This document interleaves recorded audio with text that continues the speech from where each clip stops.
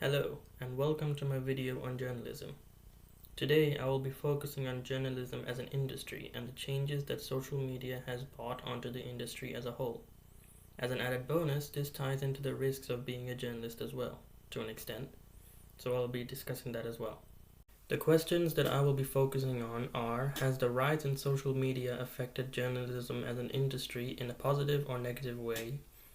And how have the risks of journalism changed over the past few years, specifically including the pandemic times? Journalism can be a dangerous job at times.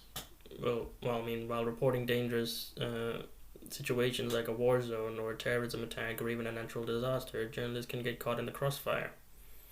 Additionally, some people won't like the stories that a journalist is working on, or they might not agree with everything that a journalist is reporting. So things could get ugly there. A very good example of this is Donald Trump's all news is fake news debacle. He just said that every single journalist is a bad journalist, so that led to a lot of danger there. Additionally, nowadays with the Ukraine situation going on, journalists are in a lot of danger when they're reporting what's going on over there as well. The International Federation of Journalists, the IFJ, has stated that 65 journalists were killed in 2020, 17 more than those who were killed in 2019. This brings the total amount of journalist deaths to 2,680 since 1990. This is mainly caused by fires and crimes against journalists, as well as organized crime groups who focus their attacks on journalists themselves. Mexico had the highest deaths in 2020 with 14 deaths, for the fourth time in 5 years. Additionally, at least 229 journalists were jailed as of March 2021. Police brutality against reporters took a hike in 2020 during the Black Lives Matter protest, with over 900 assaults being reported, out of which half were physical. Police brutality against reporters has been a thing for a while, but it definitely rose during Trump's reign as president, and it got worse during the Black Lives Matter protest due to the fear and panic of everyone involved. This was a part of a report from the RSFP, the Reporters Committee for Freedom of the Press. During Trump's time as president, each year had at least 100 journalists behind bars, with 2020 holding a record number of 274. He even refused to hold the Saudi regime responsible for the death of former The Washington Post editor Jamal Khashoggi, which was seen as a despicable move against journalism, the Press Gazette has said. More people can now be a journalist online. If a story is breaking, anyone who is nearby can just whip out their phone and start filming. This makes it easier for a journalist to find information without having to even lift a finger sometimes. But there is one problem. Not all news published on social media is real news. Social media has led to a rise in fake news as well, putting massive scrutiny on journalists. Fake news gets spread around extremely easily when it's disguised well enough.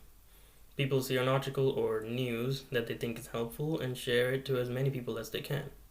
This happens mainly on Facebook, Snapchat, Instagram, and even WhatsApp. Almost happened to me once actually during COVID. Someone shared something about the new vaccine that completely gets rid of COVID within days with not a single side effect. And it was right at the beginning of the first lockdown, so people actually believed it for some reason. People will do anything for a share. Ex-US President Donald Trump's 4-year campaign to completely brand journalism and the media as fake news really badly affected how Americans perceive the media, while putting journalists under the radar of every American who listened to Trump. The police brutality situation got worse due to this exact reason. The fake news situation really got to every single American during the Black Lives Matter protests, which is why police brutality during those protests against journalists got really bad. In 2018, more than 3.2 billion people were recorded using social media, with Saudi Arabia having 32% of that, India having 31%, Indonesia holding 23%, and 13% for the rest of the world.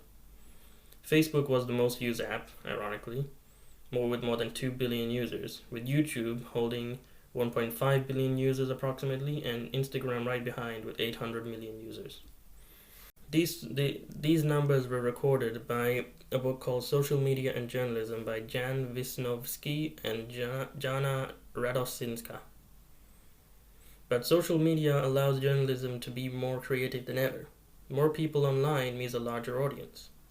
A larger audience means more people who want to view a journalist's story, and there is more freedom on social media as well for a journalist to be more creative.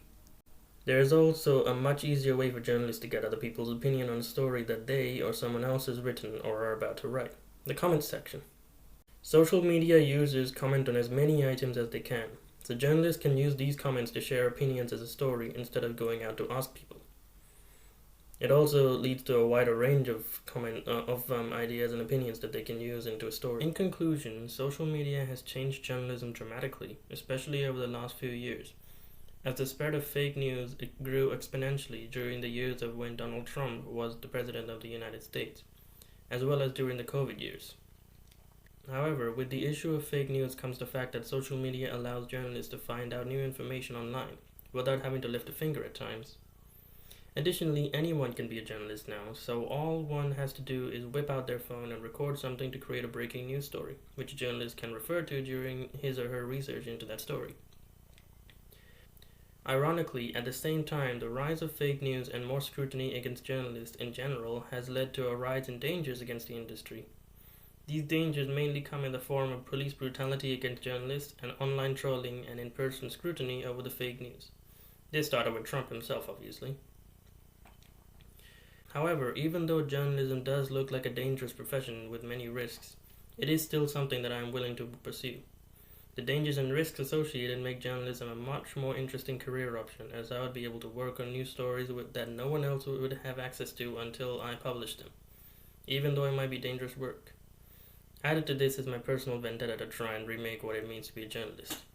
We live in a world now where being a journalist is seen as publishing a fake story just to get readers or views, or sharing fake news, which has led to people believing that all journalists are fake news presenters. This is just not true, and Trump has made it worse during his campaign to drag the industry through the mud. Therefore, journalism stood out to me as an interesting way to remake and repair the damage done by fake news to the industry, so as to replenish people's trust in news. Thank you.